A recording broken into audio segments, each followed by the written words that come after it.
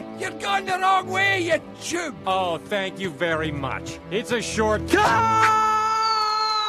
And we are back to another Tagalog movie breakdown. Ano-ano kaya mga detalye, fun facts at storya sa likod ng pelikulang Open Season 2.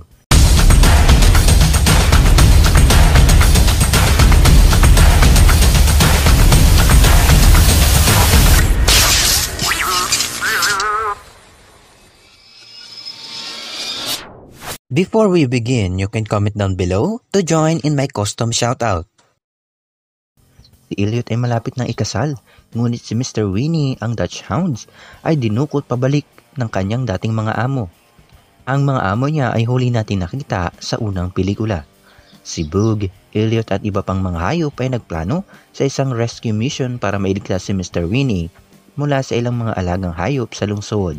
Nagbabalik sina Boog, ang Grizzly Bear, Max Squeezy, Giselle, Serge, Ian at dagdag pa dyan ang ilang mga bagong karakter na sina Rufus, Charlene, Roberto at marami pang iba. Pakinggan natin ito. Just like me, they long to be close to you.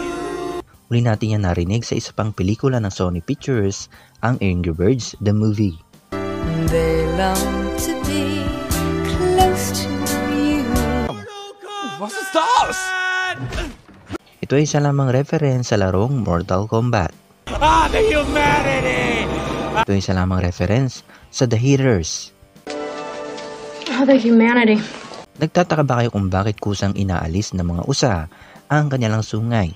Huwag kayong mag-alala sapagkat ito ay parte ng kanilang pagdalagas, ito ay tutubo uli. At walang nagpapatunay na sila ay nasasaktan kapag naglalagas ito, dahil ito ay kusang nalalaglag. At yan lang lamang sa mga detalye na napansin ko sa pelikulang ito. May nalimutan ba ako? Just comment down below. Huwag mahihiyang mag-suggest o mag-request. See you on the next one. He's going to blow!